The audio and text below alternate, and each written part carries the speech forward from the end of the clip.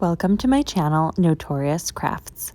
In this video, I will show you how you can make some miniature spooky pumpkins using polymer clay. These make great decorations for your dollhouses, dioramas, and miniature projects. Here are the supplies that you will need to make your miniature pumpkins.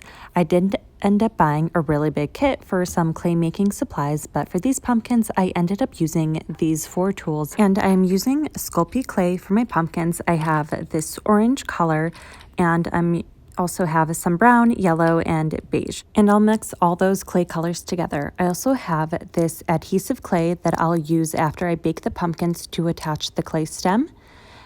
I have this aluminum foil, and I have some paint and a brush as well. For clay work, I use this glass mat, and it's perfect because my clay doesn't stick to it. For some of the bigger shaped pumpkins, I'm going to use some aluminum foil for the center, so I'm just going to roll them into a nice tight ball. And this will help me save some clay and baking time.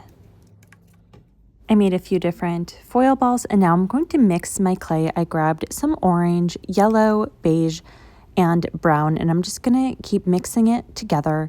The orange clay out of the package looked a little cartoonish, so I want this to look more like a realistic pumpkin color. I could not find my glass roller to roll out the clay, but I ended up using one of my tools since it had an acrylic material, which was perfect for rolling out the clay. After rolling out the clay, I grabbed one of my foil balls and started wrapping the clay around it until I got a nice ball shape. Using my dotting tool, I'm poking a hole on the top of the pumpkin as well as the bottom, and that's where the stem is going to go. I kept rolling the pumpkin in my hands until the surface got really nice and smooth. It does look a little lumpy, which I wanted since pumpkins are not perfect. Now I'm going to use a few different tools to get the lines in my pumpkin. I'm going to use this clay cutter first, and I'm just going around the entire pumpkin to match the lines on each side. And I'm just going to continue doing that all around the pumpkin and adding more and more lines.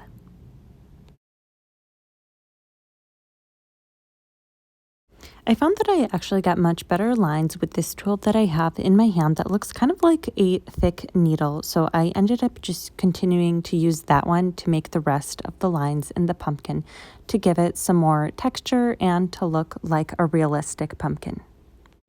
The pointed tip of this tool is really great for making some really fine lines. To make the really small pumpkins, I did not use any foil at all. I just rolled some clay into a ball and then just poked a hole into the top and the very bottom.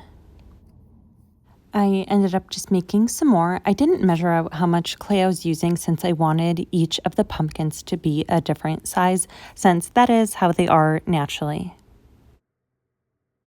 For the mini pumpkins, I am using the same technique as I did for the larger pumpkin to get the grooves into the sides.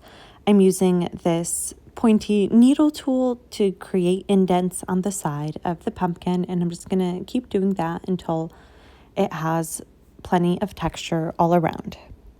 And then I place these pumpkins in the oven to bake to harden. I wasn't fully happy with the first set of pumpkins that I made, which are the darker ones. They kind of look a little bit like basketballs, and I realized I had to make a bunch without foil inside. I realized that to make the pumpkins look more bulbous and to have much better grooves, I ended up making pumpkins without any foil inside. But let me know if you agree with that down below in the comments. I just think the first set of pumpkins that I made with foil look like basketballs instead of pumpkins.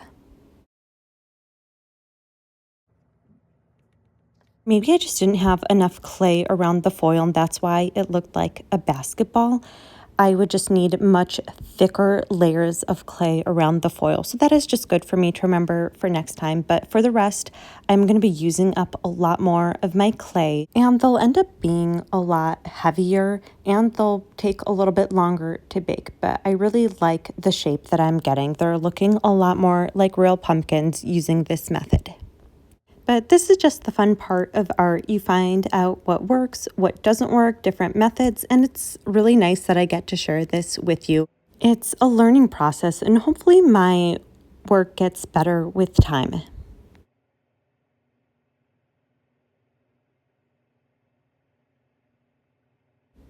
Once I was done making some more pumpkins, I used this brush tool to give the pumpkin even more texture so it looks even more realistic. I always strive to make my miniatures look as realistic as possible. With clay, it's easy for it to look cartoonish. Now that I have all of my pumpkins done, it is time to bake them. After baking, I let my pumpkins cool, and now all of them are hardened. I'm gonna make some of the stems now using this dark brown clay as well as this beige color, and I'm gonna mix the two together to create the stem. Now I'm mixing my clays together to get a darker color. I found that you don't need much of the dark clay. A little goes a long way. For this stem, I'm grabbing a small piece of the clay I just mixed together and just twisting it. And these twists are going to create really nice grooves that are just like a pumpkin stem. I'm going to use this oven bake clay adhesive to attach the stem. This first stem that I made is just a little long, so I'm going to break off the very end of it to shorten it and then use the clay adhesive inside of the pumpkin and then place the stem inside. I did end up pouring a little bit too much of the adhesive, so I removed some using a toothpick. And now using this dotting tool, I'm going to smooth out the very ends of the stem and just make it look more like a real stem that's attached to a pumpkin. The silicone tool with a pointy end was also really great to use to smooth out my stem so that it doesn't just look like two separate pieces of clay and to make it look more natural. I also used it to create some grooves at the very bottom. You can have some fun with these stems, make them as curvy or as pointy as you want. Now I'm going to bake all of these since the clay is soft at the stems. And I'm going to add some texture to the stems. I forgot to do that right before I placed them in the oven, so I'll do that really quickly now. After my pumpkins are fully baked, I'm going to get ready to paint them. So I'm going to use a little bit of brown paint and orange paint, and I'm going to mix them together to get a burnt orange color. I'm using a very small, thin brush to paint on my pumpkin, and I'm going to add just small dabs of the brown while I'm painting with the orange just to make it look a little bit more darker. And like it's been in a very muddy pumpkin patch, it'll also give each of the pumpkins some more character and for each of them to look slightly different too. I was originally not going to paint the pumpkins, but I got so much lint into my clay while I was working that it just was not possible. So many lint particles and dust particles were showing through, so I figured I could just hide that lint with using some paint. Now I'm mixing the brown paint in some water to create a brown paint wash. And then I'm just going to paint it over the entire pumpkin, making sure it gets into all of the grooves and fine lines. And then I'm going to grab a piece of paper towel and wipe off the brown paint wash from the surface, but making sure it stays inside all of the grooves and lines, and this will give the pumpkin a lot better definition. I did repeat this process in some areas a few times if I felt like I took off a little bit too much of the brown paint wash. I ended up doing the same process for the stem using the same paint wash. I really liked the color of stem that I created using clay, so I didn't want to completely paint over that, and I just wanted the brown paint just to go into some of the grooves of the stem.